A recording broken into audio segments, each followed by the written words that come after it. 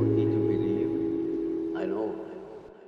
Pourquoi les gaffeurs, les clowns, les fauteurs de troubles en tout genre nous fascinent-ils autant, alors même qu'ils semblent défier toute logique et toute autorité? Et si derrière ces figures de l'absurde, de la transgression ou de la ruse se cachait une fonction plus profonde, celle de déstabiliser pour mieux révéler, d'installer un malaise pour mieux nous forcer à réfléchir, de briser les règles pour mieux en exposer les limites? Dans la vidéo précédente, nous nous étions penchés sur le concept d'archétype, ces grandes figures universelles qui traversent les cultures, les époques et les récits pour nous informer sur nos comportements proprement humains. Pour mieux saisir l'impact que ces émanations de l'inconscient collectif peuvent avoir dans nos vies, nous allons aujourd'hui nous attarder sur l'un des plus troublants et en même temps peut-être l'un des plus nécessaires, le trickster. Mais avant d'entrer dans le vif du sujet et d'apprendre à reconnaître les motifs du trickster pour mieux les intégrer dans nos manières d'agir, il convient dans un premier temps d'expliciter ce choix du trickster en tant que porte d'entrée dans la foisonnante galerie des archétypes. Pourquoi le trickster? Pourquoi démarrer par cette figure-là en premier? Il y a en réalité plusieurs raisons qui motivent ce choix. D'abord parce que c'est peut-être un des archétypes pour lequel le lien avec l'inconscient est le plus flagrant. La nature inconsciente du trickster est explicite et facilement identifiable, et donc en ce sens, cette figure constitue un excellent exemple d'archétype pour démarrer. Deuxième raison, le trickster est un archétype particulièrement riche. D'apparence légère, il reste facilement abordable, mais derrière cette fausse naïveté se cache en réalité une profondeur assez inouïe. Comme on va le voir au cours de cette vidéo, le trickster est à l'œuvre dans une multitude de processus inconscients. Et avec lui, on va vraiment explorer des zones sombres et complexes de la psyché. Voilà, ceci étant dit, nous allons pouvoir commencer, et comme d'habitude, pour démarrer, on va revenir sur le sens du mot. Pour cet archétype, nous allons utiliser la dénomination anglaise, non seulement parce que c'est la plus répandue dans la littérature aujourd'hui, mais aussi et surtout parce que le mot en anglais rend mieux compte de l'esprit de cet archétype que ses traductions en français qui sont plus réductrices. En anglais, le mot trick évoque tout de suite l'idée de ruse, de tromperie, de quelque chose qui joue avec les apparences. C'est d'ailleurs le terme qu'on utilise pour désigner les tours de magie, les magic tricks, ces illusions qui nous amusent tout en nous dupant. Dès le départ, le mot porte donc en lui cette notion de décalage entre l'apparence et la réalité. Ensuite, on retrouve également le mot trick dans l'expression trick or treat, que l'on pourrait traduire en français par des bonbons ou un sort. C'est ce que les enfants disent à Halloween, qui soit dit en passant est une fête particulièrement étrange, puisqu'elle tisse un lien assez surprenant entre l'enfance et la mort. Et justement, nous allons voir par la suite que le trickster est lié à ces deux univers de la mort et de l'enfance. Enfin, le mot trick est aussi employé pour évoquer la pirouette ou la figure acrobatique. Par exemple, on parle de skateboard tricks, ces figures spectaculaires que les skateurs réalisent et qui suscitent l'émerveillement. Ici, le mot renvoie plutôt à l'idée d'audace, de défi, une forme de maîtrise mêlée à une prise de risque, ce qui ajoute encore une autre dimension à l'archétype du trickster. Donc déjà, on a un mot trickster qui en lui-même véhicule plusieurs notions. Mais ensuite, en anglais, on va également trouver tout un tas de mots dérivés qui vont renvoyer à des idées assez similaires. Par exemple, il y a le prankster, littéralement le blagueur, celui qui fait des plaisanteries. On a aussi le jester, le bouffon de la cour du roi, et puis bien sûr, le joker, qu'on connaît tous dans les jeux de cartes, mais qui aujourd'hui a aussi une connotation plus sombre grâce au célèbre antagoniste de l'univers de Batman. En français, c'est un peu la même chose, on trouve aussi tout un tas de dénominations qui renvoient plus ou moins à cette même figure, ou du moins à certains de ses aspects. Le fripon, le farceur, le trublion, la fripouille, le filou, la canaille, autant de termes qui renvoient au même archétype, et donc on le voit déjà d'un point de vue linguistique, on a affaire à une notion assez mouvante, et on va voir plus tard que cet aspect protéiforme est l'une des caractéristiques essentielles du trickster. Alors justement, penchons-nous maintenant sur les attributs qui rendent cet archétype si insaisissable. En tout premier lieu, et c'est d'ailleurs une idée que l'on retrouve dans l'ensemble des termes qu'on a énumérés précédemment, il y a ce côté farce, malice, espièglerie. C'est au cœur même de ce motif, le trickster est le principe qui sous-tend toute comédie, qui rend possible la plaisanterie, qui est à l'origine du rire et de l'humour. Ensuite, la deuxième caractéristique fondamentale du trickster, qui va être d'ailleurs un des principaux ressorts du comique dont on vient de parler, c'est son imprévisibilité. Le trickster, dans son essence même, est un vecteur de surprise, de stupéfaction, de rupture avec l'ordinaire. C'est l'incarnation même de la spontanéité, du déconcertant, du saugrenu, de l'inattendu. Et cette capacité à surprendre, au-delà de l'amusement qu'elle suscite, elle a pour effet notamment de créer de l'instabilité au sein des systèmes. Ce qui nous amène à un troisième point essentiel, le trickster est un perturbateur. Il introduit une nouvelle variable dans l'équation pour entraîner une forme de remise en question radicale. Cette figure du trickster condense l'ensemble des schémas comportementaux où le surgissement d'un bouleversement vient saper à la base n'importe quel ordre qui s'est trop fermement établi. Pour le dire autrement, le trickster est un provocateur, il choque ceux qui sont trop sérieux, il interpelle ceux qui ont tendance à ne pas voir, il réveille ceux qui sont endormis. C'est un archétype qui à la fois émerge à partir du chaos et qui en est en même temps la principale source génératrice. Et c'est par ce désordre, cette entropie, cette capacité à tout bousculer que le trickster ouvre la voie au changement. C'est sa quatrième caractéristique. Le trickster est le motif de la psyché qui renverse l'ordre établi, qui fait dérailler la machine pour mieux voir où ça coince, qui permet d'appréhender un problème sous un angle nouveau. Il incarne cette aptitude proprement humaine à penser de travers, hors des clous, en dehors des sentiers battus. Il représente cette tendance naturelle à la subversion et au dépassement, et en ce sens, il est aussi associé à une certaine forme de créativité. Car, comme disait Nietzsche, il faut porter en soi un chaos pour accoucher d'une étoile dansante. Cet esprit inventif, on le retrouve forcément dans le versant artistique ou dans l'innovation scientifique, mais aussi dans les gestes les plus élémentaires de la vie.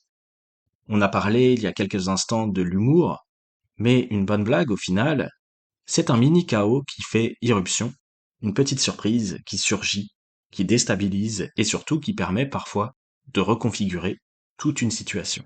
Alors forcément, qui dit renouvellement dit renaissance et donc en creux une forme de mort.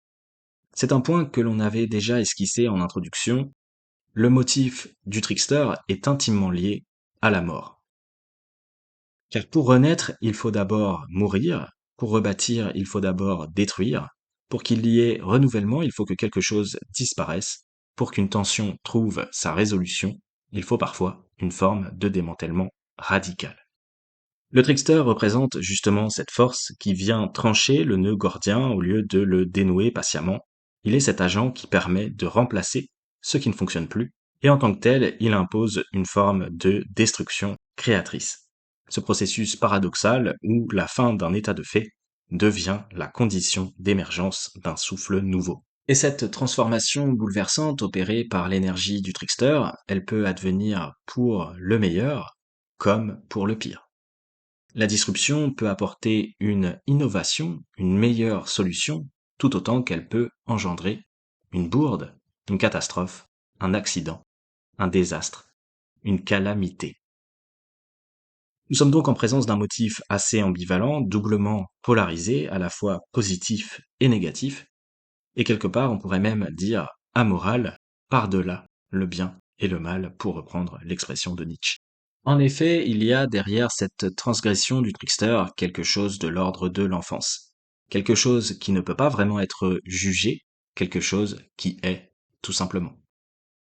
Cette immoralité, on la retrouve notamment dans d'autres figures apparentées, à commencer par celle du fou, marginal par excellence qui échappe aux normes et en même temps porteur d'une forme de vérité ou de clairvoyance. Car comme le rappelle l'adage, entre le génie et la folie, il n'y a qu'un pas. En somme, le trickster se présente comme une figure profondément ambiguë. Il évoque à la fois la désintégration, l'éclatement, l'anarchie, mais aussi en contrepoint la liberté, la potentialité qui n'a pas encore choisi sa forme, le champ des possibilités qui est en train de s'ouvrir. Pensez au symbole taoïste du yin et du yang, le noir et le blanc entremêlés contenant chacun en leur cœur un point de la couleur opposée. Ce symbole illustre l'idée que l'ordre peut enfanter le chaos, tout comme le chaos peut engendrer un nouvel ordre, que le positif peut donner naissance au négatif, et inversement, que le négatif peut révéler un aspect positif insoupçonné. L'énergie du trickster est toujours à penser comme un mouvement dialectique, une dynamique entre des forces antagoniques qui tend vers une forme de dépassement, de transformation, de transfiguration. Ce qui nous conduit à la dernière caractéristique, déjà évoquée dans l'introduction, l'aspect fondamentalement protéiforme, contradictoire, voire même paradoxal de cet archétype. Cette dimension d'instabilité ontologique, on la retrouve dans les représentations archétypales avec des personnages qui changent d'apparence, qui revêtent des masques successifs, qui se dissimulent, se travestissent, se dérobent ou se métamorphosent. Et maintenant que nous avons exploré les caractéristiques principales de cet archétype, il est temps de voir comment il peut se manifester dans nos vies quotidiennes. En tout premier lieu, il existe des expressions assez faciles à identifier qu'on a tous forcément en tête. On peut ainsi évoquer plusieurs traits de personnalité plus ou moins marqués qui nous sont tous familiers. Le pitre de la classe, le rigolo de la bande, pour le côté comique, mais aussi le rebelle, le punk, le dissident, pour le côté subversif, ou bien encore le fou du village, le génie incompris, le poète maudit, pour le côté marginal. Ensuite, comme on l'évoquait au début de la vidéo, on retrouve également cet archétype du trickster dans les jeux de cartes sous les traits du Joker, qui est indéniablement la carte la plus étonnante du jeu, car elle a le pouvoir de se substituer à n'importe quel autre. Ce pouvoir exceptionnel de métamorphose peut potentiellement sortir le joueur qui s'en saisit de l'impasse dans laquelle il se trouve. Dès que le Joker entre en jeu, il déjoue les attentes et impose à chacun de repenser sa stratégie. Le Joker rebat les cartes, il relance la partie, fidèle à cette logique du trickster qui agit en tant que vecteur du renouvellement. De la même manière, la neige en tant que condition météorologique peut aussi très facilement être associée à cet esprit du trickster. Effectivement, quand on y pense, l'arrivée d'un épisode neigeux est souvent inattendue et impose de repenser le quotidien. Brutalement, les repères du paysage se brouillent, le trafic est paralysé, les activités suspendues. On ressent de manière palpable dans l'atmosphère que l'air est soudainement chargé de quelque chose d'inhabituel, d'extraordinaire, presque magique. Les flocons viennent rompre la monotonie et suspendre le cours du temps. Et dans cet interstice, des comportements insolites émergent. On se prend à aider ceux qui sont bloqués sur la route, à quitter le bureau plutôt pour construire un bonhomme de neige avec les enfants. En quelques instants, les priorités de la vie sont réévaluées. Le trickster, emmitouflé dans son épais manteau blanc, marque une pause silencieuse dans le rythme effréné du quotidien et fait affleurer un autre rapport au monde. Avec cette fois-ci un regard plus anthropologique, on constate également que la figure du trickster déborde dans la réalité des pratiques sociales. On le retrouve à l'œuvre dans les manifestations collectives où les normes sont momentanément renversées ou bousculées. On pense évidemment au carnaval, ce fameux jour des contraires où les gens se déguisent et où, le temps d'une journée, tout est permis. Dans le même ordre d'idées, on peut également évoquer le charivari, un rituel nocturne, bruyant et moqueur, apparu au XIVe siècle en France et qui permettait de remettre en question certaines formes d'autorité, comme par exemple les mariages jugés mal assortis. Le trickster est donc le principe actif qui rend possible toute forme de fête, et au-delà de ces moments récurrents du festif, on pourrait également voir dans le trickster une figure présente dans le temps plus ponctuel et décisif de la Révolution. Révolution au sens historique, mais aussi révolution au sens scientifique, avec ces moments de sérendipité, ces fulgurances de l'intelligence, où le génie s'élève en criant Eureka, car une découverte vient d'être faite, et que celle-ci débouchera inévitablement sur un changement de paradigme. Autre exemple d'une scène de la vie quotidienne où l'esprit du trickster est à l'œuvre, c'est lorsque, par exemple, un rire éclate pendant une cérémonie d'enterrement au beau milieu d'une oraison funèbre. Curieusement, dans ce genre de circonstances difficiles, il n'est pas rare, en effet, que le rire s'invite et tisse un lien improbable entre le comique et le tragique, entre la lumière de l'éclat de rire et la noirceur du deuil. Le soulagement provoqué par le rire évacue tout à coup l'excès de solennité qui régnait dans l'assistance et offre un mécanisme de rééquilibrage de l'attention en insufflant un peu de vie dans une scène trop lourde pour être pleinement contenue. Enfin, dernier exemple issu de notre expérience quotidienne, les prises de décision cruciales, les tournants majeurs, les fameux choix de vie. Un revirement de carrière, une rupture dans une relation amoureuse, un départ intempestif pour l'étranger. Dans tous ces cas, l'esprit du trickster est à nouveau invoqué. La bifurcation soudaine et radicale implique le rejet des autres possibilités. Le potentiel, au départ amorphe, se cristallise pour s'actualiser dans une seule et unique forme, à l'instar de la fonction d'onde qui s'effondre pour situer définitivement l'électron dans sa position singulière. À travers ces quelques exemples, on le voit, le trickster est omniprésent dans nos vies modernes. Mais cet esprit facétieux et déstabilisateur n'est pas né avec notre époque ni propre à notre culture. Longtemps racontée, crainte ou vénérée, cette figure a pu prendre différents visages à travers les âges et les civilisations. Faisons donc maintenant un détour du côté des mythes pour voir comment cette énergie du chaos et du jeu a pu être personnifiée. Dans la mythologie gréco-romaine, l'archétype du trickster prend les traits d'un dieu bien particulier nommé Dionysos chez les Grecs et Bacchus chez les Romains. Dieu de la vigne, de l'ivresse et de la croissance végétale, il est aussi le protecteur des bêtes sauvages, de la joie spontanée, de la sexualité débridée et du théâtre. Seul dieu de l'Olympe né d'une mortelle, il termine sa gestation dans la cuisse de Zeus, Jupiter, avant d'être déguisé en petite fille par ses parents adoptifs. Son parcours est marqué par l'errance, partout où il passe, il sème la discorde et la folie. Abolissant la frontière entre le sacré et le profane, il est aussi le seul dieu du Panthéon dont le culte est exercé en dehors de la cité.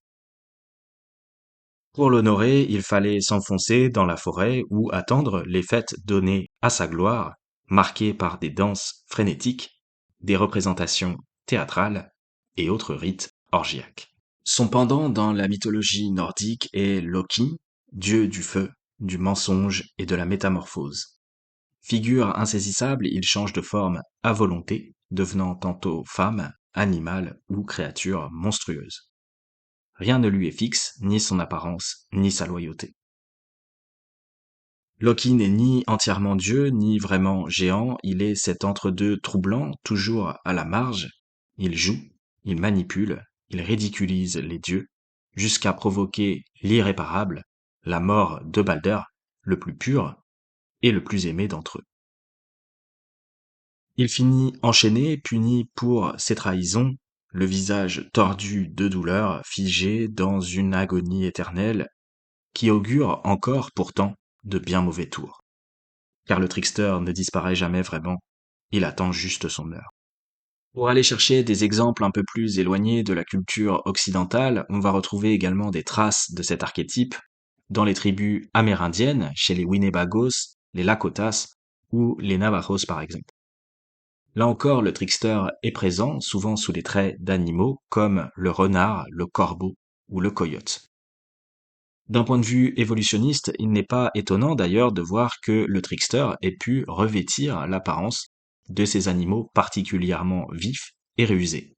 Dans des sociétés où la chasse conditionne la survie, ces animaux insaisissables deviennent à la fois des adversaires et des modèles.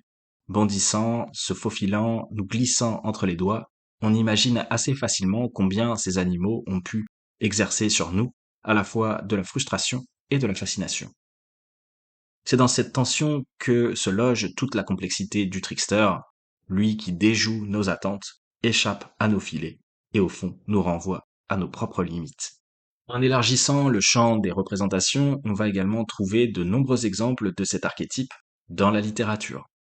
Spontanément, on pense bien sûr aux personnages de la Commedia dell'arte comme Harlequin, ou bien encore aux figures de valets chez Molière comme Scapin ou Sganarelle, qui sont aussi des incarnations classiques du trickster dans le théâtre occidental.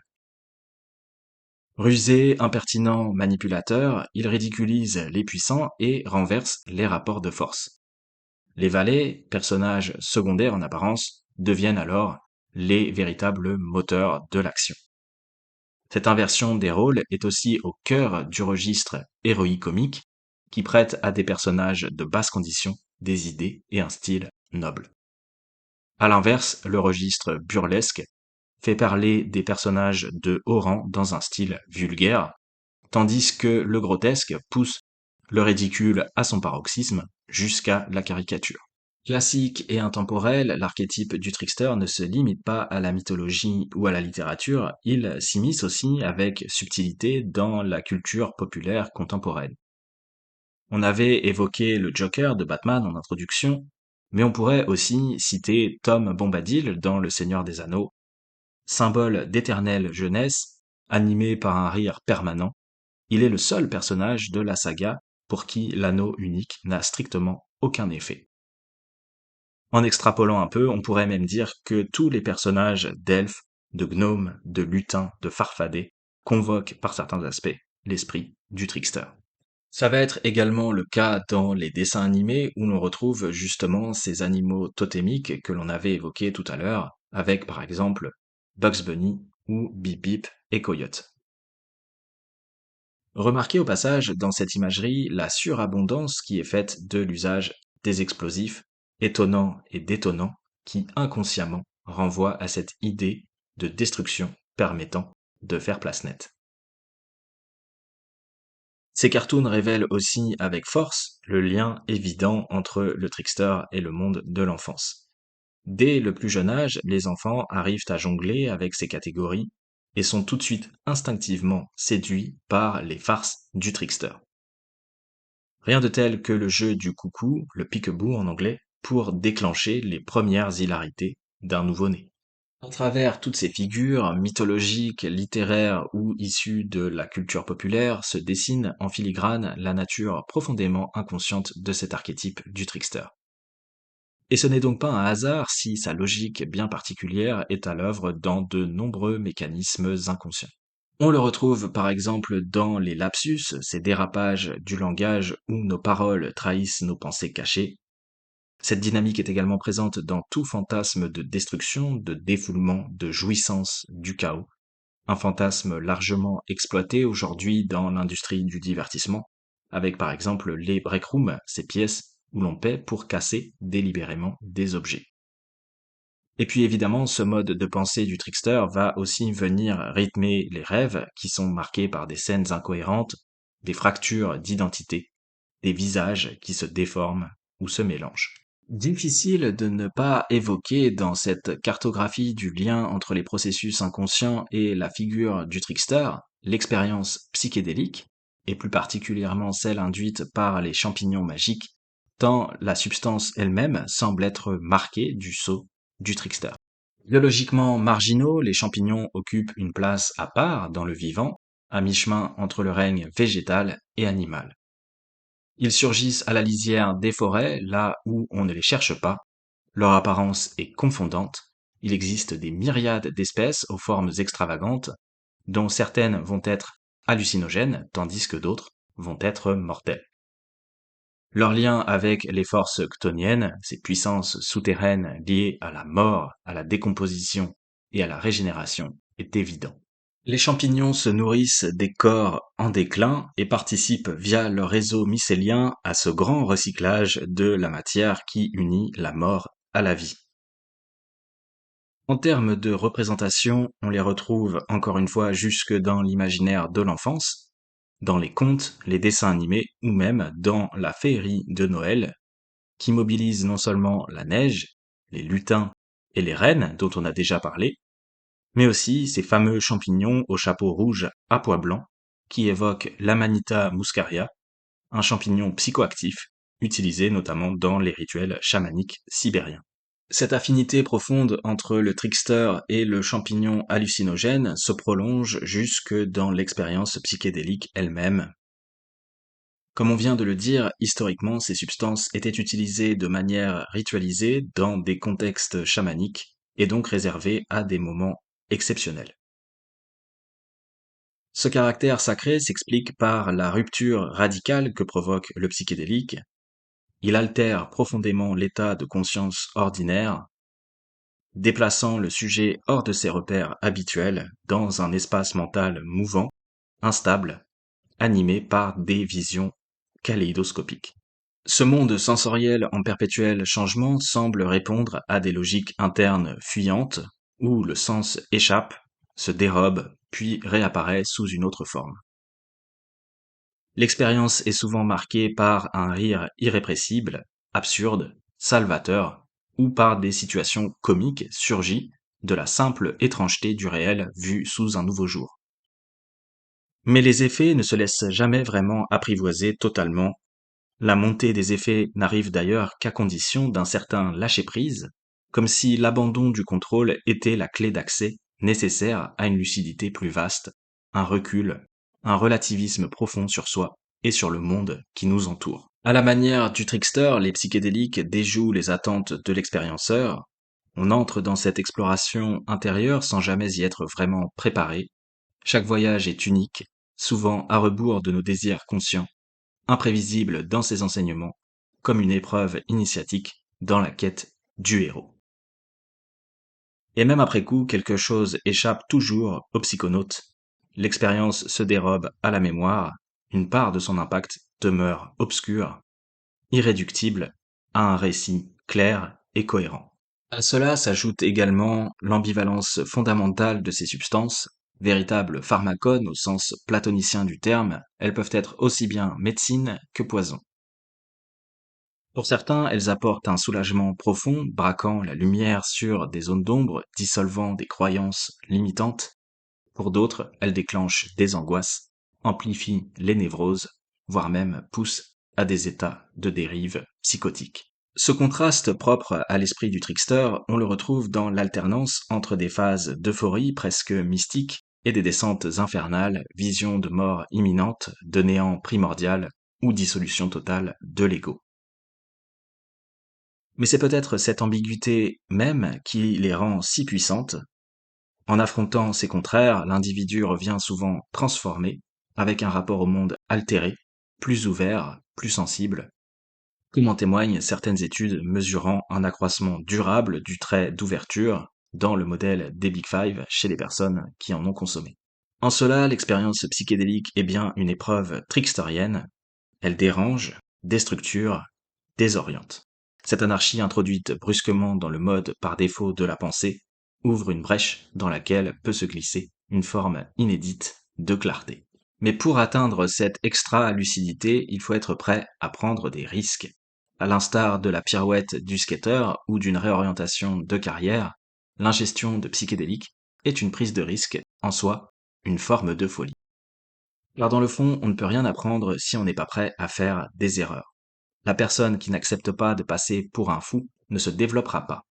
C'est pour ça que dans les salles de classe, les instituteurs disent toujours qu'il n'y a pas de questions bêtes. Car mieux vaut un brouillon qu'une copie blanche, mieux vaut oser et se tromper pour apprendre que de ne pas oser et rester ignorant. Se cache donc aussi derrière l'esprit du trickster une forme d'apprentissage, une dimension proprement pédagogique qui prépare à la sagesse. C'est la raison pour laquelle Jung considérait le trickster comme étant le précurseur du sauveur. En remettant en cause nos préconceptions, en nous confrontant à nos propres contradictions, en cassant nos vieux schémas de pensée habituels, le trickster rend possible le développement et parfois même la guérison. À l'inverse, lorsque cet archétype n'est pas intégré correctement, il peut se retourner contre le sujet et cesser d'être un allié du mouvement, de la souplesse ou de la transgression féconde. Il devient alors une force d'auto-sabotage qui sape de l'intérieur toute forme d'élan, de projet ou de désir. Il se glisse dans nos doutes, nos blocages, nos logiques d'échecs répétés. C'est lui souvent qui alimente le syndrome de l'imposteur, cette voix intérieure qui discrédite toute réussite, qui ridiculise les ambitions, qui convainc que l'on n'est jamais à la hauteur.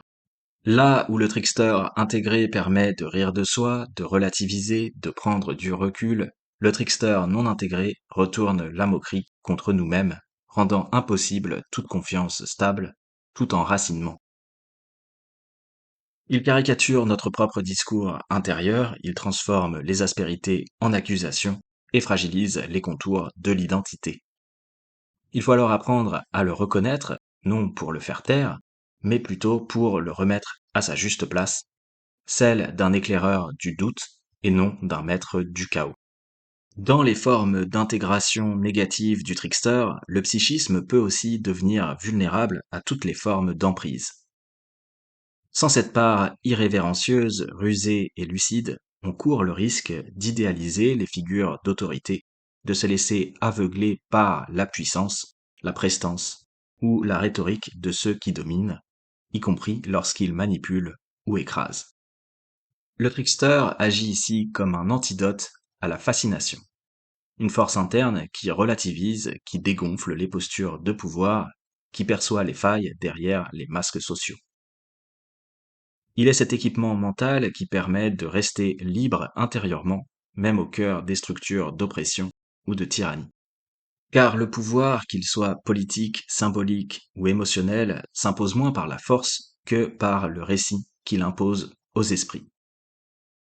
Or, le trickster, lui, ne croit pas foncièrement à la cohérence des récits. Il les subvertit, les contredit, les détourne.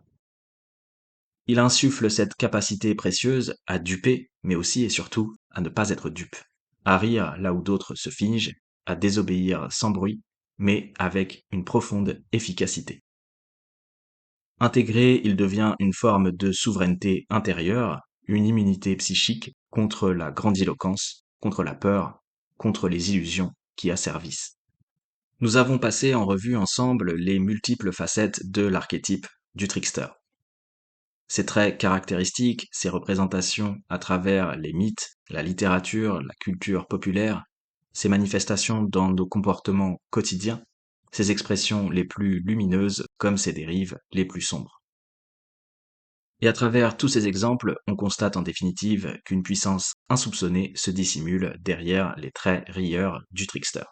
Au-delà des images et des récits, l'esprit du trickster semble être à l'œuvre dans les dynamiques mêmes de la vie qui nous joue parfois des tours, qui porte toujours en son sein son lot d'ironie tragique, au point de s'apparenter souvent, et de manière absurde, à une vaste blague cosmique. L'énergie du trickster semble vitale, subversive, imprévisible et en même temps profondément didactique et créative. Elle agit comme un moteur d'adaptation et de transformation. C'est peut-être grâce à cette part déroutante qui sommeille en nous que nous évoluons individuellement, collectivement et même en tant qu'espèce dans des directions si particulières et inespérées. Voilà, c'était une vidéo assez longue qui nous aura permis de dessiner les contours de cet archétype si difficile à cerner. En tous les cas, j'espère que ça vous aura plu. Merci d'être resté jusqu'au bout. Prenez soin de vous et à bientôt pour un nouvel épisode de Psyché Déclic.